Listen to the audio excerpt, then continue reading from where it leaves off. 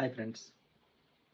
Um, Today's video is about a very basic and very clear-cut representation about Kubernetes and what are the minimum components and crucial components for running inside the Kubernetes cluster to understand what is the communication between those components to bring up the cluster healthy and the applications which we are going to deploy in that cluster should run as a healthy state. So I have recorded this video.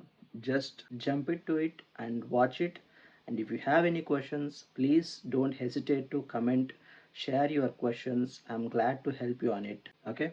So again, I'm telling you, it's a very understanding and very basic things. You will understand the concept. Let's jump into it. Hi friends, let's check out the Kubernetes cluster which I built for master and one worker. So here you can see the one master and one worker node, and here is the details about the internal IP and the internal IP assigned for the worker. And the OS image I used is CentOS and the kernel version is 4.18.0. The container runtime, the CRI I'm using is containerd. So now you know, right? As we are in place of Docker, we are using containerd most of the applications. So now basically I'm using a version 1.29.12 for the Kubernetes flavor. So I'm going to upgrade for the latest version of Kubernetes 2. So let's jump into the remaining components which are running in Kubernetes cluster. Let's go into it. Before going to that, I just want to tell you that there are some namespaces which are already created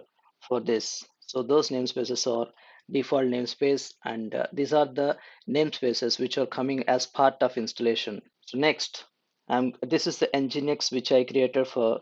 It is a custom namespace I created, and rest of the namespaces were coming as part of the installation. Now I'm showing you the pods which are running in this cluster. So if you see, these are the basic core running pods in our names in our cluster. So I'm going to the each one and I'll explain you what are the actual functionality of those and what is the communication between the one pod to another pod.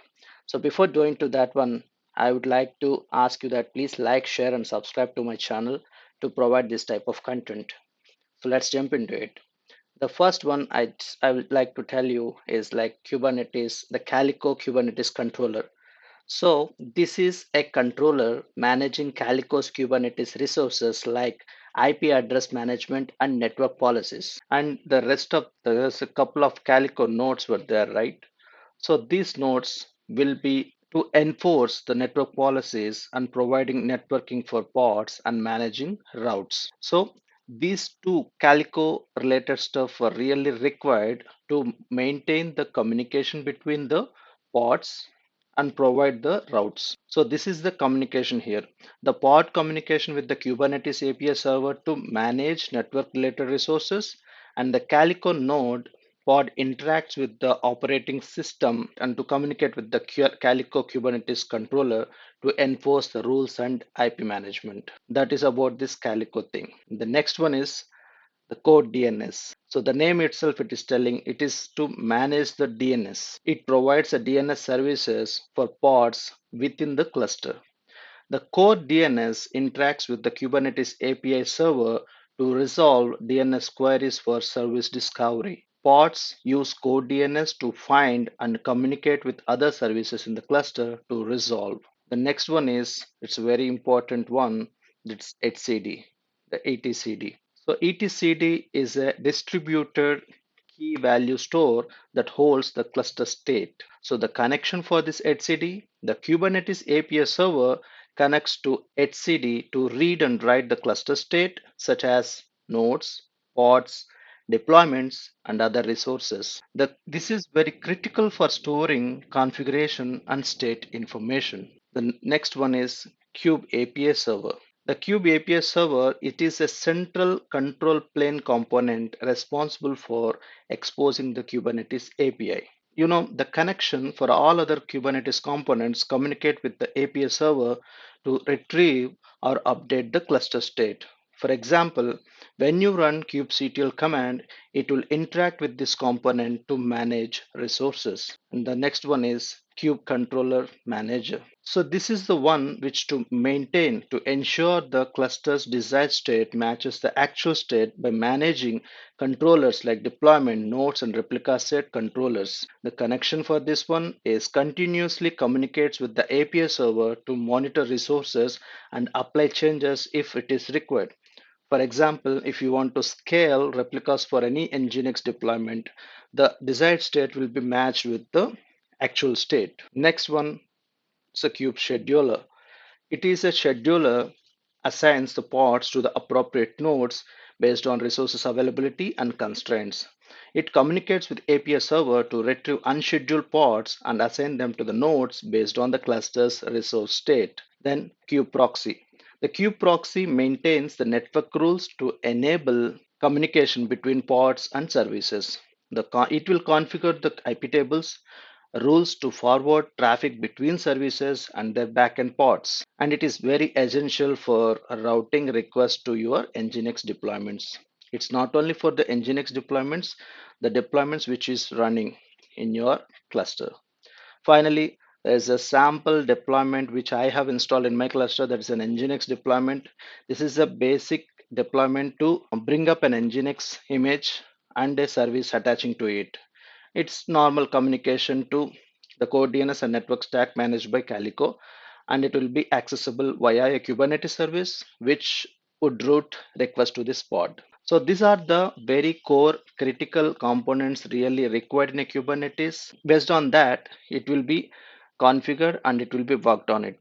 So now I'm going to show you a small demo, the Nginx application which I brought up in this cluster. I'll expose this application and I'll show you the response of it. If you see, there is a pod running for Nginx deployment, and also there is a service running for it. Since there is no external IP and there is an port assigned to this particular service, that is 30105, now I'm going to curl in my host using localhost. Now you can see the Nginx response. So this is about the beauty of the Kubernetes to bring up the applications by attaching into a service. And finally, I just want to summarize what we have discussed here. That is, the interconnection of these components is very important to understand. So that means I will give you a brief about this one. Let me go to the all parts. So let's summarize the discussion here. Like as we discussed here, like there is interconnection between this networking. The main components here is like networking, core DNS, the control plane, and service discovery and traffic routing, and the state maintenance. So these are the main crucial things which has to interconnect each other to provide the cluster to be healthy and running. And as you saw, the basic commands here is like to get the nodes, to see the node details, kubectl get nodes. It will show you how many nodes were there. And if you want to see the pods, if you give wide, it will tell you in which node it is running and what is the IP assigned for that pod. And at the same time, if you want to describe any pod, you can go here, describe. It will show you what is the image version, what is the port number, what is the state of it. If there is any restarts, it will show you that restart count also. So altogether, this is the one. And one point I want to tell you at the end, if you want to make your application to be monitored, observability is a very critical thing right now. So better to install a monitoring solution like a Prometheus and Grafana to observe the metrics. So that's it for this video. If you like this video, please like, share, and subscribe. Thanks for watching.